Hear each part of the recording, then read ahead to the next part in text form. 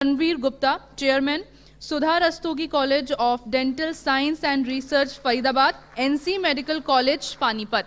ये गेस्ट हमारे बीच में मौजूद रहेंगे और अब किस तरह से स्वास्थ्य के क्षेत्र को जो शिक्षा का एक क्षेत्र है उससे जोड़ा जा सकता है, शिक्षा के क्षेत्र में किस तरह से स्वास्थ्य की भूमिका रहती है, उसके जरिए हम इस सेशन को स्टार्ट करेंगे। और ये जो सेशन है इसको होस्ट करेंगे हमारे senior deputy editor Atul Pratap Singh ji. Sir, over to you.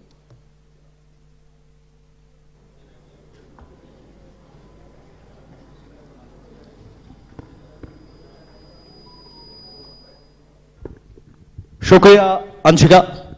तो जैसा मेरी सहयोगी ने तारुफ करा दिया है, दोनों खास मेहमान हमारे साथ मौजूद है। सीमा जी, मैं तब से आपसे संवाद कर रहा हूं जब मैं बार बार आपसे झील के बारे में बात करता था कि बड़खल की झील में पानी कब आएगा। अब वो वक्त आ गया है कि मैं पूछूं आपसे कि शिक्षा जगत के क्षेत्र में स्वास्थ्य का योगदान कितना और बढ़ाएंगी आप। एक शिक्षा मंत्री के तौर पर हम सिर्फ उसको सीमित कर दें कि नहीं, अध्ययन का मतलब पब्लिक सेक्टर, बाकी अन्य सेक्टर, मेडिकल सेक्टर उतना ही नहीं। मेडिकल सेक्टर को अगर हम स्कोप के तौर पर देखें, जब आपने पद संभाला तो आपको क्या लगा कि सेक्टर में हरियाणा को कितना और मौका मिलना चाहिए और सरकार वो मौका दे सकती है प्राइवेट सेक्टर को जोड़ते हुए? हेल्थ और एजुकेशन, जी देखिए दोनों चीज समानांतर चलने वाली चीजें हैं। जहाँ हमें बौद्धिक रूप से ज्ञान की ज़रूरत है, वहीं शारीरिक रूप से भी हमें स्वस्थ रहने की ज़रूरत है, मजबूत रहने की ज़रूरत है। और मैं समझती हूँ कि शरीर ठीक नहीं होगा, कमज़ोर होगा, बहुत सारी चीज़ें हैं। असल में अगर आज हम स्कूल्स की बात करते हैं और स्कूल्स के साथ हम हेल्थ को भी जोड़ते हैं, तो मैं स्कूल्स ज़्यादातर 3 कैटेगरी के मानती हूँ। मैं एक स्कूल वो मानती हूँ कि जहाँ पर बच्चे को भेजने के वक्त माता पिता को अपनी पॉकेट देखनी नहीं होती। एक कैटेगरी बहुत है, महत्वपूर्ण बात कह रही हैं आप। हाँ, एक कैटेगरी है हमारे पास कि बच्चा एसी रूम से निकल करके एसी बस में बैठ करके और फिर बहुत सुंदर से ग्रीन लॉन्स हो हैं उन स्कूल्स के, और फिर वो अंदर जाता है तो सीधा उसे एसी रूम अगेन किसी क्लासरूम मिलता है। एक कैटेगरी हमारे पास ऐसी है जो एजुकेशन देते हैं, जो स्कूल ओनर्स हैं, जो स्कूल में काम कर रहे हैं, बच्चों को शिक्षा दे रहे हैं। एक कैटेगरी उनमें भी ऐसी है जो खुद भी मिडिल क्लास हैं और वो सर्व भी मिडिल क्लास और लोअर मिडिल क्लास को कर रहे हैं। और तीसरी कैटेगरी हमारे पास वो आती है जिसके अंदर हम सरकार के स्कूलों को गिनते हैं कि जिसमें किसी को कुछ पे नहीं करना और आना है, पढ़ना और जाना है। और इस पढ़ाई को बरकरार रखने के लिए, क्योंकि ये जो मैंने लास्ट कैटेगरी आपको बताई, अगर मैं मेरे शहर की बात करती हूँ, क्योंकि आज अगर आप देखेंगे फरीदाबाद में भी 6 विधानसभाएं और 6 की 6 का सिनेरियो अलग है। पूरे फरीदाबाद का 53% स्लम बडकल में है।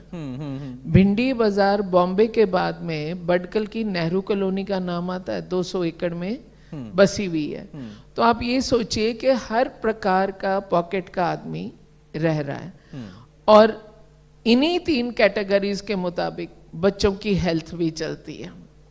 एक बच्चा घर से माँ पीछे दौड़ रही है दूध का गिलास लेकर के, और एक बच्चा दूध को तरस भी रहा है और मिल नहीं रहा। तो हम लोगों ने अपने सरकारी स्कूल में बच्चों के फूड आइटम्स को लेकर के, जैसे हमने मिल्क प्रोवाइड करना शुरू किया, फिर हमने बच्चों के लिए अलग अलग तरीके से भोजन की, मल्टी न्यूट्रिएंट की वो व्यवस्था शुरू करी। फिर हम लोगों ने बच्चों को ज़्यादातर खून की शॉर्टेज होती है, हम उस तरफ भी बढ़े।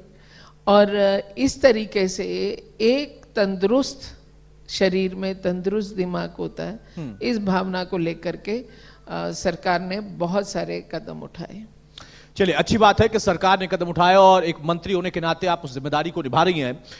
Dharmveer ji, Sudha Rastogi college of dental sciences और रिसर्च फरीदाबाद और उसके साथ साथ एनसी मेडिकल कॉलेज पानीपत, दोनों को आप नेतृत्व दे रहे हैं। डेंटल कॉलेज की अगर हम बात करें तो हम बहुत सीमित कर देंगे कि सिर्फ डेंटल की पढ़ाई वहां पर उसी से, लेकिन जब हम पूरे मेडिकल सेक्टर की बात करते हैं शिक्षा के हिसाब से, हरियाणा को इंडिविजुअली आप लोग कहां ले जाने की कोशिश कर रहे हैं? क्योंकि आप हैं, ऐसे तमाम लोग हैं जो कि अलग अलग इंस्टीट्यूट चला रहे हैं। सरकार अपने स्तर पर काम करती है, आप लोग अपने स्तर पर काम करते हो।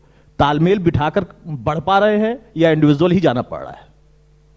देखिए, जहां तक हम डेंटल कॉलेज की बात करते हैं, because oral health is most important हर आदमी के लिए, उसमें हम लोग ये चाहते हैं सरकार से कि हमारे जितने भी डेंटल कॉलेजेज हैं हरियाणा में, उनको सभी को किसी इस तरह का मॉडल बनाया जाए।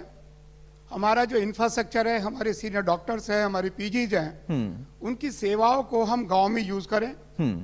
और हमारे गांव में बच्चों को तरह तरह की दांतों में बीमारियां लग जाती है, उन बीमारियों के बारे में हम जाकर के गवर्नमेंट को उसकी रिपोर्ट करें, सीएमओ लेवल पे या स्टेट लेवल पे, ताकि उन बीमारियों की रोकथाम की जाए और हमारे बच्चों को आगे से इस तरह की दांतों की बीमारी ना बढ़े।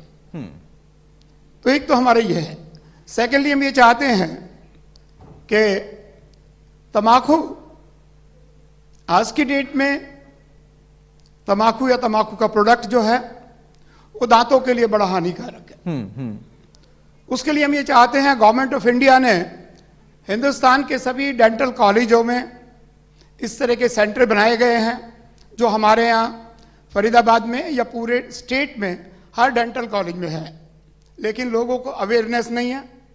जो लोग तम्बाकू यूज करते हैं, जिनके दांत खराब हो जाते हैं, उनको कैसे मोटिवेट किया जाए, कैसे अवेयर किया जाए, ताकि वो हम लोगों के सेंटर पे आएं और आकर के हम लोग उनकी उस आदत को छुड़वाएं और जो बीमारी हो गई है उसको कैसे भी हम ठीक करके दें। तंबाकू निषेध को लेकर बहुत सारे कार्यक्रम चलते हैं प्राइवेट सेक्टर में, सरकारों के स्तर पर, लेकिन जो डिमांड आपकी है कि उसके अलावा भी बहुत सारी दिक्कतें हैं, परेशानियां होती हैं, तो आप क्या उम्मीद करते हो सरकार से? एक मंत्री से आप क्या उम्मीद करते हो कि किस तरीके की प्लानिंग की जाए?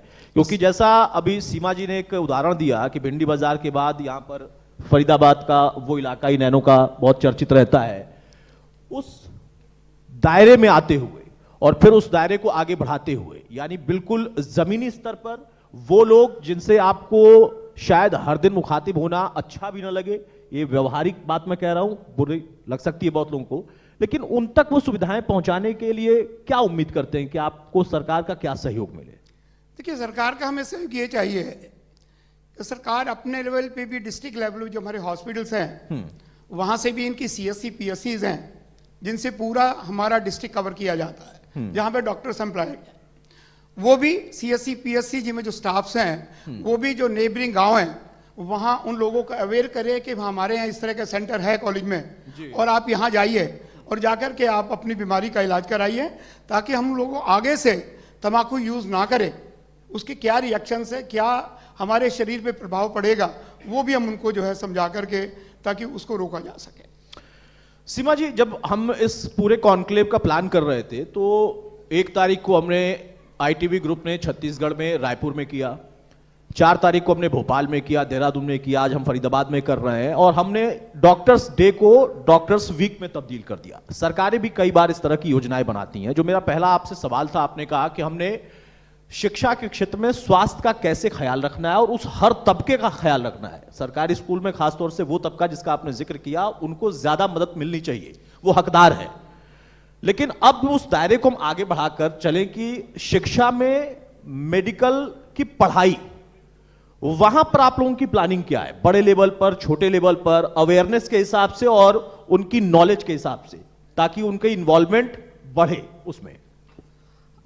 मैं समझती हूँ कि आज अगर कोई सबसे महंगी डिग्री है तो वो एमबीबीएस की है, प्राइवेट क्षेत्र। और जब हमें शिक्षा के विषय में सोचना है तो हम जितना गवर्नमेंट एडेड या गवर्नमेंट जो हमारे कॉलेजेस हैं, उनमें पढ़ने वालों के पेरेंट्स की जेब की सेहत भी ठीक रहती है। लेकिन कंपटीशन का ज़माना है, ऐसा तो पॉसिबल हो नहीं सकता कि हम 98 या मान लीजिए कि हम 75 वाले को छोड़ करके 55 वाले को आगे कर दें। चलना तो हमें उसी रफ्तार से पड़ेगा। दो तरफ की सोच होनी चाहिए। एक तो बच्चों को हमें प्रेशराइज करना बंद करना चाहिए कि नहीं भाई तेरे को तो बनना ही यही है। ऐसा नहीं है। हर बच्चे में मैं खुद टीचिंग में रही हूँ और मैं हमेशा एक बात बोलती रही हूँ कि every creation of God is unique. मतलब प्रभु की हर कृति अनुपम है और कोई कंपैरिजन नहीं है। ये कहीं ना कहीं बच्चों को गलत रास्ते की तरफ मैं समझती हूँ लेकर के जा रहा है। पढ़ाई हमारा एक बहुत इम्पॉर्टेंट विषय है, इसमें कोई शक नहीं है, लेकिन पढ़ाई 99% बिना संस्कारों के जीरो है। आपकी शिक्षा का जो परसेंटेज है जिस पे आज पूरा का पूरा मैं सोचती हूँ कि एजुकेशन जगत की आज बुनियादी परसेंटेज हो चुकी हुई है, और उन बच्चों के पास संस्कार अगर नहीं है, उन बच्चों की आंख में आंसू नहीं है, उन बच्चों के पास मुस्कुराहट नहीं है, परिवार के साथ दोस्तों के साथ और खेलने का समय नहीं है, तो मैं समझती हूँ कि सब कुछ अधूरा सा लगता है। और बेटरमेंट के लिए अगर हम आगे बढ़ें तो सरकार के पास बहुत बड़ा आसमान होता है करने के लिए। और लेकिन एक बात है, मैं हरियाणा की बात करूं तो हमने कोई टैक्स नहीं बढ़ाया, कहीं पर कुछ भी नहीं ऐसा किया, लेकिन फिर भी आदरणीय मनोहर लाल जी ने और अभी नायब सिंह सैनी जी ने बहुत हद तक हरियाणा को देश के बाकी राज्यों से बेहतर करने का प्रयास किया। वो सब कुछ ऑनलाइन व्यवस्था की वजह से हो पाया, और वो जो थर्ड मैन इन्वॉल्वमेंट थी वो बहुत हद तक कम हो गई है। लेकिन फिर भी आज दोबारा से मैं बोलती हूँ, शिक्षा में अभी और इन्वेस्टमेंट की ज़रूरत है। मैं बहुत सारे प्राइवेट लोगों को भी जानती हूँ जो शिक्षा जगत में CSR के माध्यम से हजारों करोड़ रुपए से मदद कर रहे हैं। तो अभी इसकी और जरूरत स्कोप बहुत है इसमें। लेकिन उस बीच में जब आपने इस बात का जिक्र किया कि MBBS सब लोग करें या ऐसी महंगी पढ़ाई या डॉक्टरी बने, ये जरूरी नहीं है, ऐसा दबाव होना भी नहीं चाहिए, मैं उस बात से सहमत था। लेकिन जो बनना चाहता है उसके सामने अगर नीट जैसी जो पिछले दिनों की समस्या उजागर हुई है वो अगर खड़ी हो तो फिर वो क्या करे? जो नीट का विषय अभी उठ करके आया वो बहुत मतलब चिंताजनक है। एक बच्चा कई रातों से सोया नहीं और एक बच्चा 1 घंटे में ही पेपर मिल गया, 2 घंटे पहले मिल गया और वो बच्चे ने परफॉर्म कर दिया। तो ये तो वाकई में बहुत चिंताजनक है। और इसके ऊपर जो हमारे केंद्रीय मंत्री हैं उन्होंने भी फैसला यही लिया है कि जो लोग कल्प्रिट हैं उन पर काम किया जाएगा। देखिए, जब हम शिक्षा की बात भी करते हैं, अभी आप पहले भी चर्चा कर रहे थे, आप देखिए ना शिक्षा में कितना रेवोल्यूशन आया कोरोना की वजह से भी। आज एक स्लम का बच्चा भी, एक अभावग्रस्त परिवार का बच्चा भी टैब लेकर के अपनी पढ़ाई को कहीं ना कहीं पूरी करने के प्रयास में है। और सरकार के प्रयास रहे हैं ये कि हर बच्चे तक वो सामान पहुंचे। ठीक है, आपने कहा कि केंद्रीय शिक्षा मंत्री भी इस पर अपनी बात रख चुके हैं और मुझे पता है प्रेस कॉन्फ्रेंस के दौरान सवाल पूछा गया था, चूंकि हरियाणा से भी उनका ताल्लुक हो जाता है तो उन्होंने कुछ बातों को खुलकर कहा भी था। और हरियाणा से भी झज्जर से तमाम बच्चों का नाम आया था, और जैसा आपने कहा कि 75 वाले से आगे हम 55 वाले को तो नहीं कर सकते, लेकिन वहां पर तो उन लोगों ने 80 वालों से आगे पता नहीं कितनों को कर दिया। 720 का नंबर बड़ा चर्चित था। बहरहाल वो अलग विषय है, लेकिन अगर आप कहती हैं कि सरकार चिंतित है तो मुझे लगता है कोई ऐसा एक फॉर्मूला जरूर निकलेगा, कुछ ऐसा तरीका जरूर बनाया जाएगा कि कम से कम पारदर्शिता और बढ़े। कितनी बढ़ पाएगी ये नहीं पता, लेकिन बढ़े। हाँ, कुछ कह रही हैं? अभी हमने एक भिवानी बोर्ड में एक हमने QR कोड बनाया। मैं समझती हूँ कि अभी क्योंकि वो हरियाणा ने इजाद किया और हरियाणा को इसके लिए सम्मानित भी किया गया, मुझे लगता है कि CBSE भी उसे फॉलो करने जा रही है। और वो सारा क्वेश्चन पेपर के लिए है कि आपकी QR कोड से एक एक चीज़ पता लग जाती है। तो जब एक चीज़ के लिए ऑनर किया गया और हमने 2 बच्चों ने चोरी हुई जहाँ से वो पेपर बाहर निकले उनको भी पकड़ लिया, तो इसका फायदा बाकी लोग भी लेंगे। अभी हमें अभी ऑनर करने के बाद में अभी CBSE ने कहा कि हम भी यही सिस्टम फॉलो करेंगे। जब एक जगह कामयाबी मिलती है तो हर एग्जाम में होना चाहिए, कोई बड़ी चीज नहीं। अब तो टेक्निकली आप आगे बढ़ रहे हैं। ठीक है डॉक्टर साहब, अभी आप जब बता रहे थे कि दांतों को लेकर कितना आप लोग अवेयर कर रहे हैं, ना सिर्फ बच्चों को पढ़ा रहे हैं, डेंटल की उनको शिक्षा दे रहे हैं, बल्कि उसके साथ साथ अवेयरनेस प्रोग्राम अपने लेवल पर और सरकार के स्तर पर आप क्या चाहते हैं। एक आम बोलचाल की भाषा में बचपन में कहा जाता था कि ज्यादा बोलोगे मार के घूंसा दांत तोड़ देंगे। आप लोग दांत मजबूत करने की स्थिति में है। डेंटल के प्रति नजरिया बच्चों का बदला है, क्योंकि आमतौर पर हमने देखा कि जब MBBS से BDS तक बात जाती थी तो मनोबल टूट जाता था। हम लोग भी एक समय तैयारी करते थे, मेरा भी सिलेक्शन हुआ था BDS में, फिर मैं न करके वकील बन गया और अब पत्रकार बन गया हूं। तो BDS के प्रति आप लोगों का नजरिया कितना बदल पाए हैं, बच्चों का कितना रुझान, क्योंकि वो जब कहते हैं कि MBBS में नहीं हुआ, नहीं सिलेक्शन हुआ, तो हम पहुंचे BDS तक, चलो कर लेते हैं, ये बदला है माहौल। उसमें मैं कहना चाहूंगा कि MBBS और BDS में यदि हम कंपेयर करते हैं, BDS में सबसे बड़ी बात आती है कि आफ्टर ग्रेजुएशन जब बच्चा अपने BDS कंप्लीट कर लेता है तो उसके बाद उसकी कोई भी एम्प्लॉयमेंट नहीं दिखाई देती। हमारी सरकार ने हर डिस्ट्रिक्ट में डेंटल चेयर्स का प्रोविजन किया, वहाँ डेंटिस्ट अपॉइंट किए, लेकिन फिर भी बिकॉज द प्रोडक्शन हमारा जो आउट निकलता है हर साल बच्चों का BDS का, वो करीबन हरियाणा में 800 बच्चे पास होते हैं, लगभग 800। जी 800 बच्चों में से कुछ बच्चे PG के लिए ऑप्ट करके PG ज्वाइन कर लेते हैं, कुछ की एम्प्लॉयमेंट हो जाती है, कुछ सेल्फ एम्प्लॉयड घर में फैमिली में डॉक्टर्स हैं, घर का अपना डेंटिस्ट है, तो वो अपनी डेंटिस्ट के काम पे लग जाता है। लेकिन जिन बच्चों को इस तरह की सपोर्ट नहीं होती, उन बच्चों को प्रॉब्लम आती है। तो मेरी सरकार से यही निवेदन है कि हमें इस तरह की कोई ना कोई स्कीमें निकालनी चाहिए रूरल एरियाज के लिए। They are the best doctors who can guide the villagers, slum areas, because they know the real position of the dentist. आप लोगों की तरफ से कोई प्रपोजल गया सरकार को, बातचीत चल रही इसको लेकर, कोई प्रपोजल आप लोगों का गया हो, आप लोगों का कोई एसोसिएशन हो जिसकी तरफ से प्रपोजल गया हो सरकार को, या ये इंडिविजुअल आपकी डिमांड है? नहीं, ये अगर ऐसा होगा तो उसमें होगा क्या कि अगर इन बच्चों को कोई एम्प्लॉयमेंट इस तरह की मिल जाए ताकि ये पूरे गांव में, देहात में, थ्रू आउट हरियाणा, और उस तरह की चाहे बीमारी के बारे में अवेयरनेस है, चाहे तंबाकू के बारे में अवेयरनेस है, या और किसी चीज के लिए अवेयरनेस है, वो they will work as a ambassador. वहां से उन पेशेंट को गाइड करके वहां फीड करेंगे, उस चीज को रोकने की कोशिश करेंगे कि इसका यूज नहीं करना चाहिए। तो कोई ना कोई इस तरह का जरिया निकालना जरूरी है, ताकि अदरवाइज आप देखेंगे कि इसीलिए BDS में फीस काफी कम होने के बावजूद भी एडमिशन वो बच्चे लेते हैं जिनको MBBS में एडमिशन नहीं मिलती है। तो इसके लिए कोई ना कोई हमें जरूर सोचना पड़ेगा ताकि ऐसे बच्चों का फ्यूचर सेफ हो जाए कि BDS करने के बाद वो क्या अच्छा, अगर मैं पर्टिकुलर आपके इंस्टीट्यूट की बात करूं, रिसर्च सेंटर की बात करूं, तो वहां पर क्या ऐसा अलग है जो आप प्रोवाइड कराते हैं, जो ऐसे बच्चे आपसे जुड़ते हैं उनके मन में वो भाव आप बदल पाते हैं, जिसका मैंने भी जिक्र किया था, आप भी कर रहे हैं कि जिसको नहीं मिला MBBS वो आ गया इस सेक्टर में, आपके यहां अलग क्या है जो कि उनको मोटिवेट करता है?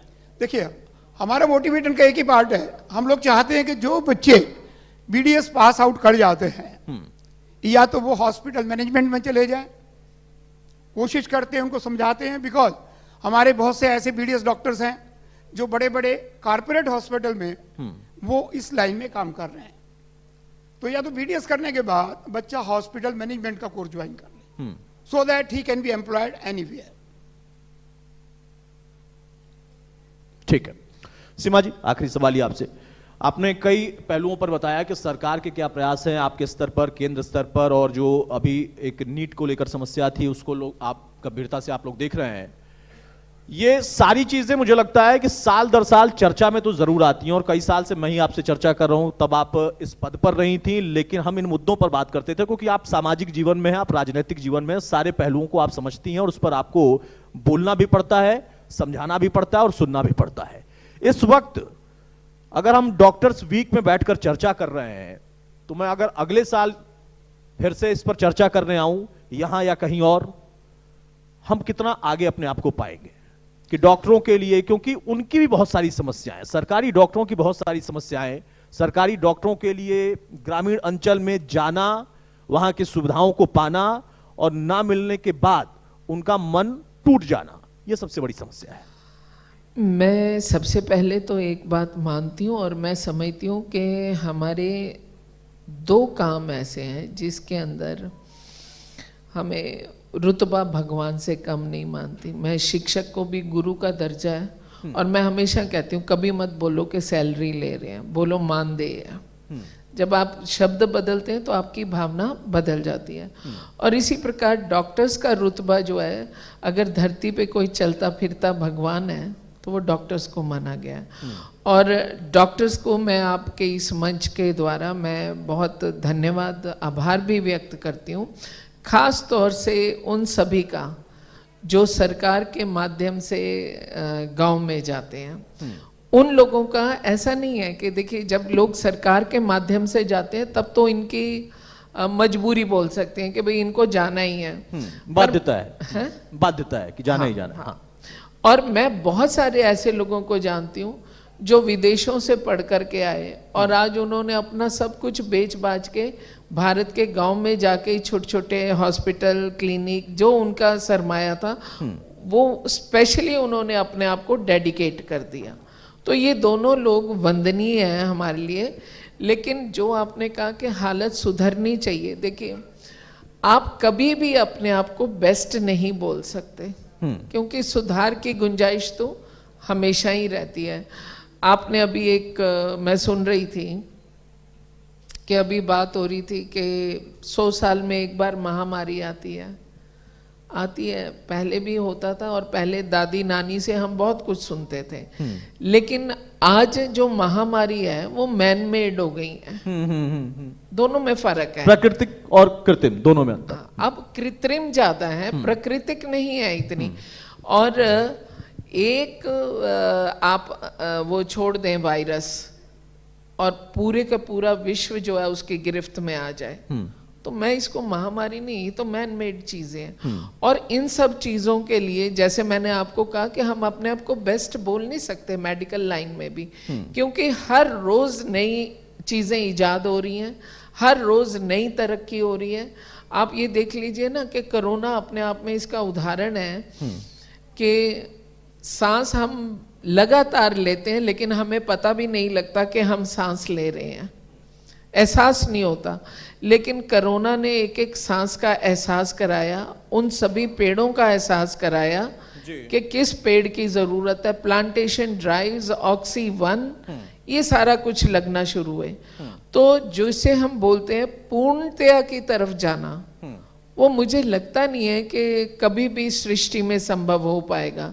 लेकिन हर घड़ी बेहतरी की तरफ जाना, सोचना, वो बहुत अच्छा है। और उसके लिए ना केवल हम लोग, मैं कहती हूँ हर सरकार का प्रयास होता है, हर सरकार का प्रयास होता है, लेकिन फर्क इतना सा होता है कि कुछ कागजों में लामबद्ध कर पाते हैं और कुछ धरती पे जाकर के पहुंचा पाते हैं। डॉक्टर साहब, बहुत संक्षेप में एक सवाल आपसे। आपने 2-3 बिंदुओं पर अपनी बात रख दी कि डेंटल कॉलेज, बच्चे पढ़े तो रोजगार उनको कैसे मिले, दांतों को लेकर कैसे अवेयरनेस बढ़े। आप रोटरी में भी अपनी भूमिका निभाते हैं, ब्लड बैंक, इन तमाम चीज़ों से आप रिलेटेड है। कल मेरे पास एक मेरा सहयोगी था, वो आया, उसने कहा कि सर ये खबर है और इसको अगर चल जाए तो बेहतर है। तो मैंने कहा क्या है खबर? तो उसने मुझे तस्वीर दिखाई, मैंने कहा तो तुम हो? उसने कहा सर मैं ब्लड डोनेट करके आया हूं और 25 साल का हूं, 26 बार ब्लड दे चुका हूं। मैंने कहा मतलब? ये उसकी अवेयरनेस थी। वो कहता है हर 3 महीने के बाद सर मैं ये डोनेट कर देता हूं। आप लोगों को इसमें कितना लोगों का सहयोग मिलता है? आप तो कर रहे हैं प्रयास, सहयोग कितना मिलता है? देखिए, हम लोग मेरे ख्याल में करीबन पिछले 15 साल से रोटेरियन है। फरीदाबाद रोटरी ईस्ट के मेंबर हैं और फरीदाबाद में रोटरी की एक बहुत बड़ी ब्लड बैंक है सेक्टर 9 में, जो 24 घंटे 365 दिन काम करती है ब्लड के लिए। हमारी सभी जितनी रोटरीज हैं फरीदाबाद की, सभी बहुत जोर शोर से ब्लड डोनेशन के कार्यक्रम में पूरे साल काम करती है। लास्ट ईयर भी 16,000 ब्लड यूनिट्स के करीब इकट्ठे किए गए और इस साल का नेक्स्ट का 24-25 का जो हमारा टारगेट है वो 25,000 यूनिट का टारगेट है हमारी बैंक का। अब दिक्कत कहाँ आती है, जो मैं मंत्री जी को रिक्वेस्ट करना चाहूंगा, होता यह है कि जितने भी colleges, engineering college, degree college, dental college, medical college, किसी में भी जब हम ब्लड डोनेशन कैंप लगाते हैं और हमारे वो बच्चे 19 साल, 20, 21, 22, 23, 24 साल तक के जो बच्चे, लड़के और लड़कियां, उनमें उत्साह होता है रजिस्ट्रेशन का और वो बड़े उत्साह से अपना रजिस्ट्रेशन कराते हैं। रजिस्ट्रेशन कराने के बाद जिस समय उनका वहाँ चेकअप किया जाता है तो पता लगता है कि उनका हीमोग्लोबिन 8 है, उनका हीमोग्लोबिन 9 है। तो हमारे यहाँ हरियाणा में खासतौर से जो देखा गया है, more than 60% of the female they are anaemic and ना पेरेंट्स वरीड है उसके बारे में, ना कोई वरीड है, और वो बच्चा निराश होकर वापस चला जाता है। हमारा कलेक्शन का टारगेट जरूर रहता है, लेकिन जो बच्चा 8 या 9 उसका है, उसका मेन कारण भी यह है कि आज हमारा मेन जो फूड है वो जंक फूड है। हमारे यहाँ कोई हेल्दी डाइट नहीं है बच्चे को। मुझे लगता है डॉक्टर साहब इस पर मैं पहले भी चर्चा कर रहा था, मंत्री जी के संज्ञान में आपने लाया और वो पहले से ही अवेयर भी थी, वो कह भी रही थी, और इसके पहले मैं डीजी हेल्थ से भी चर्चा कर रहा था। और हरियाणा महिला आयोग ने पिछले दिनों मुहिम चलाई थी, सरकार ने मुहिम चलाई थी। वो चुनौती तो है कि जो आपने कहा कि बड़ा एक दायरा है खासतौर से महिलाओं का, कि एनीमिया ये समस्या बड़ी है और उसकी वजह से आप लोगों को ब्लड बैंक बनाने में या फिर अगर जो वहां जाते भी हैं तो उनसे ब्लड लेने में समस्या आती है। अवेयरनेस बढ़ी है लेकिन इसमें और गुंजाइश है। फिलहाल अब समय की कमी है। बहुत शुक्रिया आपका भी सीमा जी, बहुत शुक्रिया आपका भी। तो भाई सीधी सी बात है कि शिक्षा और स्वास्थ्य दोनों को जोड़कर देखें तो एक तरफ शिक्षा है जहां पर अगर मेडिकल लाइन की पढ़ाई की बात करें तो वहीं तक सीमित हो जाता है, लेकिन बच्चा शुरुआती दौर से ही मेडिकल की सुविधाओं के बारे में खुद भी अवगत हो, उसको उसका लाभ भी मिले, फिर वो पढ़े और फिर उस सेवा भाव को और आगे बढ़ाए। ये सारी चीजें अगर सर्किल में चलती हैं तो उसका नतीजा निकलता है जिस तरह प्रयास होना चाहिए। बिल्कुल अतुल जी, बहुत सी चीज़ें हम सभी ने यहाँ पर सीखी और समझी भी, लेकिन अब अगले सेशन की ओर बढ़ने से पहले इस सेशन की समाप्ति के बाद एक बार फिर से डॉक्टर्स के सम्मान का वक्त है। मैं सीमा त्रिखा जी से चाहूँगी कि वो अब मेमेंटो देकर बाकी डॉक्टर्स को भी सम्मानित करें। मैं चाहूँगी doctor Vinay Gupta, CMO Faridabad, stage पर आएँ। Doctor Sandeep Malhotra, managing director Santosh multi specialty hospital Faridabad, आप भी मंच पर आएँ। और doctor Dharamvir Gupta, chairman Sudha Rastogi college of dental science and research Faridabad, NC medical college Panipat. Ma'am मैं चाहूँगी आप मेमेंटो देकर सभी का सम्मान करें। Dharamvir ji, Dharamvir Gupta, chairman Sudha Rastogi college of dental science and research Faridabad, NC medical college Panipat. तालियां रुकनी नहीं चाहिए, तालियां बजती रहनी चाहिए, क्योंकि आज ये डॉक्टर्स हैं जिन्हें सम्मानित किया जा रहा है। कल को हो सकता है कि आप भी यहाँ पर मौजूद हो और आपको भी इसी तरह सम्मानित किया जाए। तो डॉक्टर विनय गुप्ता, सीएमओ फरीदाबाद, हमारे साथ में मौजूद हैं। Doctor Sandeep Malhotra, managing director Santosh multi specialty hospital Faridabad, हमारे साथ मौजूद हैं। संदीप सिंगल, रोटेरियन, हमारे साथ मौजूद हैं। तो सभी का सम्मान यहाँ मंच पर किया जा रहा है और बहुत ही एक भावुक कर देने वाला पल भी इसे कह सकते हैं, क्योंकि बहुत मेहनत करके ये सभी यहाँ पर पहुँचे हैं, आप लोगों को इंस्पायर कर रहे हैं, आज मन से कुछ ऐसी बातें भी बता रहे हैं। और सीमा जी को भी मैं आईटीवी की तरफ से बहुत बहुत सम्मानित करना चाहूँगी और आईटीवी नेटवर्क की ओर से उनका बहुत ज़्यादा धन्यवाद अदा करना चाहूँगी कि अपना कीमती वक्त उन्होंने निकाला। और बुके के साथ हमारे senior deputy editor Atul ji उन्हें सम्मानित कर रहे हैं। बहुत शुक्रिया सीमा जी, आपने अपना कीमती वक्त आईटीवी नेटवर्क के लिए निकाला। यहाँ कुछ खूबसूरत चीज़ें बताई, कोरोना काल में किस तरह से चुनौतियाँ हमारे सामने थी। और संदीप सिंगल जी यहाँ पर मौजूद हैं, रोटेरियन। सीमा त्रिखा जी मेमेंटो देकर उनका सम्मान कर रही हैं। तो रोटरी की भी अपनी एक महत्वपूर्ण भूमिका होती है। रोटरी भी आगे आके लोगों की किस तरह से मदद करता है, हालांकि अगले सेशन में हम जानेंगे। तो ये सेशन बहुत ही इंटरेस्टिंग हमारे लिए रहा। अब अगले सेशन की ओर बढ़ेंगे, लेकिन उससे पहले एक छोटे से ब्रेक के लिए रुकेंगे। Thank you.